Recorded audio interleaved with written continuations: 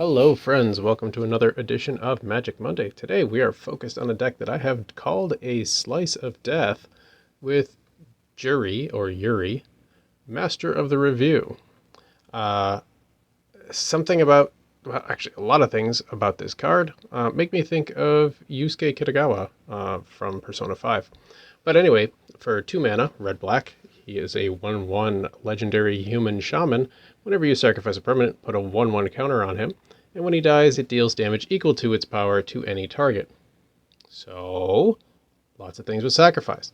But before we go too far into it, let's take a look at this. We have an average mana cost of 3.1, a little bit heavier on the black than the red. 32 creatures, 5 instants, 3 sorceries, 12 artifacts, 8 enchantments, and a single planeswalker, with our standard 40 lands. So, creatures, Curse-Brown Witch. When it dies, draft a card, including Witch's Cauldron, which can be very handy. Feign Death, so that when we sacrifice stuff, we bring it right back. Kaya's Ghost Form. Whenever it dies, bring it right back.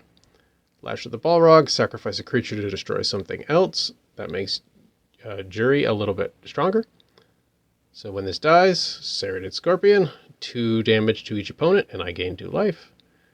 A little bit of shambling ghast action here. Beamtown Beatstick gets +1/0 and Menace to make some treasure tokens because we want to sacrifice things, including treasure tokens.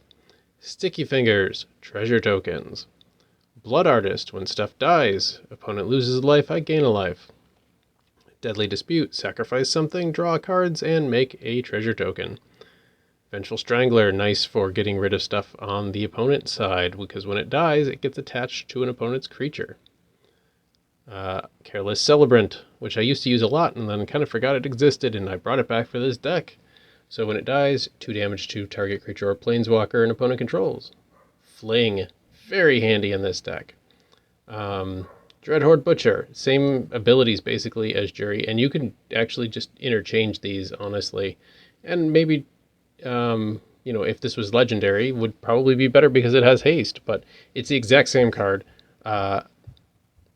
except for it when it deals combat damage to a player or planeswalker, you put a counter on it instead of when something is sacrificed. So, but the secondary ability when it dies deals damage to any target is nice. Kalane, to get those treasure token going and those extra 1/1 counters. We got some Mana Rock. Very few things here between the Mana Rocks. So we got a lot of Mana Rocks. Because we want to get stuff out, we want to have enough to pay for what we want. Bantu's Monument, black creatures cost 1 less, and whenever you cast a creature spell, each opponent loses 1, you gain 1. But back up here, Goldvein Pick, making treasure tokens. Bastion of Remembrance, the same thing, lose 1 life, gain 1 life. Midnight Reaper for that draw power, that sweet, sweet draw power. Minions Return to bring stuff back to the battlefield, like some of the cards I showed earlier. Murderous Rider to have removal and a lifelink that we can sacrifice and have it go back to the library. Undercity Scrounger, excuse me. To create a treasure token if a creature dies this turn. That's really handy in this deck. This is our 1 Chandra Planeswalker because it makes 2 elemental creature tokens that gain haste, and then you sacrifice them at the beginning of the next end step. It's just to pump up Juri here. Fable of the Mirror Breaker. I think everybody kind of knows this card at this point, but it makes a Goblin Shaman, which makes treasure tokens. And some other stuff that deals 2 damage for a treasure token, more treasure token. Whenever another creature dies, deals 1 damage to target player. Pretty handy. Zorn to make twice as many, well, not exactly twice, but +1 treasure tokens for each treasure token trigger, so it's usually double. Judith to give creatures +1/0 and to do some more damage when stuff dies. Lagomos makes an elemental red creature token with trample and haste that you sacrifice at the beginning of the next end step. And there's these Mana Rocks we talked about. We have Erebus for draw power. Whenever another creature control dies, you may pay 2 life, draw a card. And with how many things Whenever I have a creature that dies, it deals 1 damage to my opponent and I gain a life. It's very easy to have enough life to keep paying to draw cards in this deck. Grim Bounty to destroy something and make a treasure token. Grim Hireling to make treasure tokens and then remove stuff if need be. Pitiless Plunderer, make treasure tokens. Vindictive Vampire because a lot of stuff dies and this gains me that life so I can keep drawing with Erebus. Atsushi makes treasure tokens when he dies, and so I can put him out there, sacrifice him if need be, make those treasure tokens to keep sacrificing.